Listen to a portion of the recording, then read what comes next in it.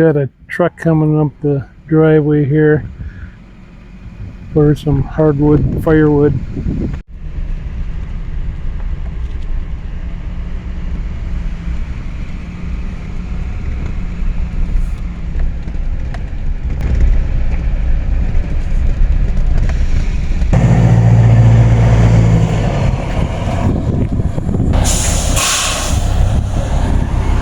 Yeah, that's good.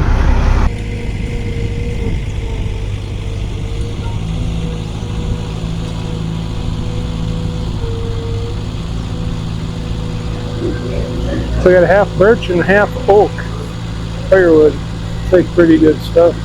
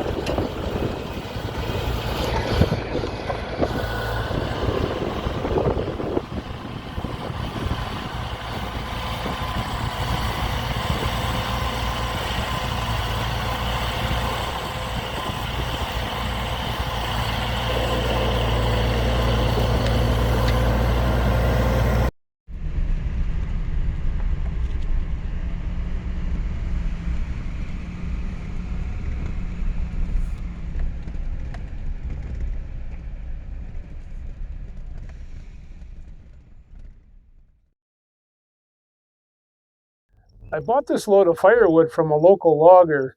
Now it takes us about 3 to 4 cords of firewood each winter for heating, depending on the species of wood. Now I do have some pine, but I don't have any hardwoods here, so that's why I decided to buy some. And I would have gotten it earlier in the spring, but I missed the date for the road restrictions.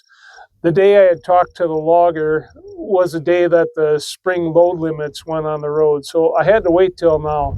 They put weight restrictions on the roads around here so they're not damaged during spring breakup.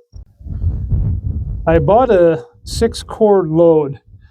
It's supposed to be half oak and half birch. Looks like the birch is down over here on the bottom more.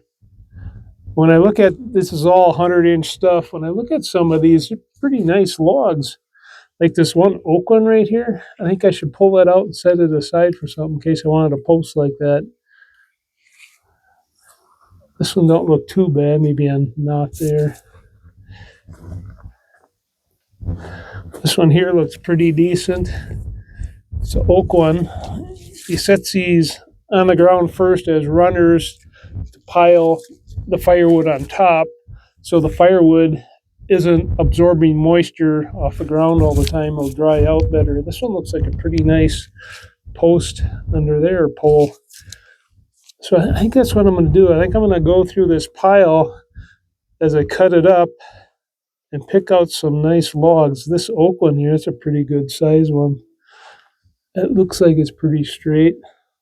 Probably won't mess around with the birch, but when I see a nice oak log like this, I think I should probably save it for something.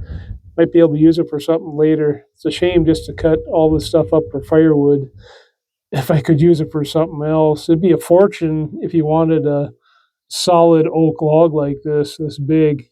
So I think I'm going to go through this load as I cut everything up and pick out stuff that I might be able to use for something.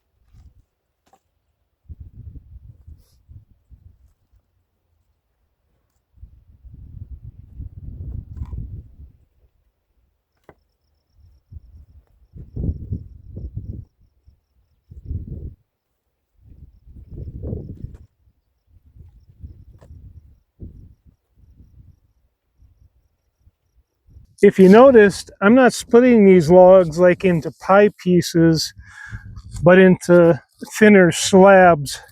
And the reason that is because all this wood was cut this winter, and it was cut green, so it didn't have much time to dry. So I'm trying to split everything thinner because I want to be able to use it this coming winter. And if I leave it thick, like in pie pieces, it'll be thick and it won't dry out. In my opinion, I think oak probably takes 2 years to dry out to burn good for firewood. That's why I'm splitting it thinner, because I want to get it dried out. And I'm even splitting these little pieces because if I just leave this the way it is over the summer, it's still not going to be very dry in the center, just from experience. That's what I noticed. And even though this is small, I can just throw it on the fire. It needs to be split open in order for the interior to dry. The bark kind of keeps the moisture in, and when you split it, you get all that grain open to the air and sun to dry. This other firewood that I just split was from maybe 3 years ago, and it's all dry. That's why I could split it bigger. It's all ready to go for a fire right now. Actually, it doesn't even need to be dried out anymore. This is ready to put inside the woodshed. In the pine I cut around here, I just cut the dead stuff, so it's all pretty dry. Just needs a little bit of drying, and that's why I split that a little bit bigger too. The same with the stuff I have over there by the woodshed. But this stuff over here, I'm trying to split thinner because I need it to dry faster. I don't have enough time for bigger pieces to dry out if I want to use it this coming winter. Even though splitting wood by hand is more labor intensive than hydraulic log splitter, sometimes it can go pretty good. With this wood that I just got, it's not been going too bad. I've been splitting them pretty easily with this. But sometimes you run into those big stubborn pieces that no matter how much swinging you do with the splitting maul, you can't seem to gain much ground. And when that happens, the first thing I'll try is a splitting wedge. I'll try to drive this in with a sledgehammer to see if I can gain any ground. But sometimes when that happens, that's when I wish I did have a log splitter instead of doing it the hard way, because then it can get very labor intensive.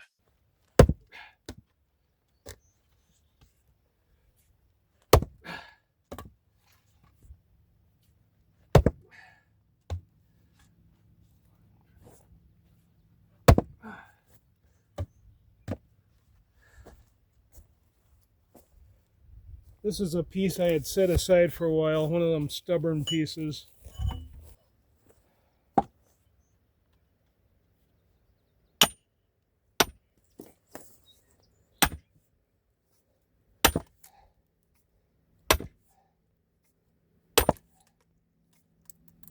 There.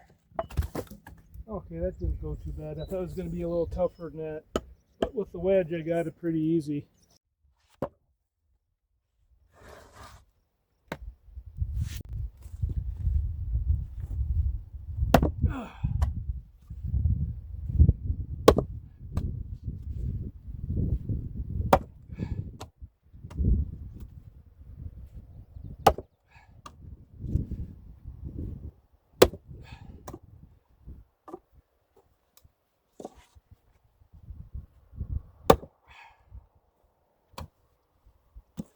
This is one of those tough pieces I had set aside for a while. That's from last year. I decided just to wait a little bit. Maybe it'd dry up a little bit and split easier, but it's still pretty darn tough.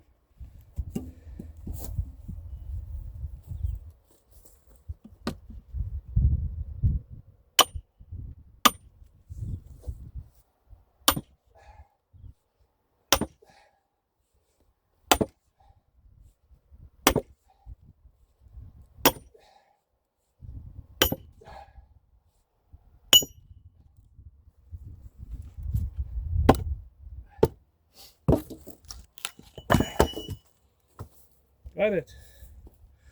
Yeah, it was that log that I cut up last year, split them a little bit easier this year. So it did help to have these pieces set after I cut them up last year. I'm not sure what they are. I thought they were maple, but they kind of split like they're elm, and elm doesn't split good. But after they set out a year over the winter, they weren't going too bad.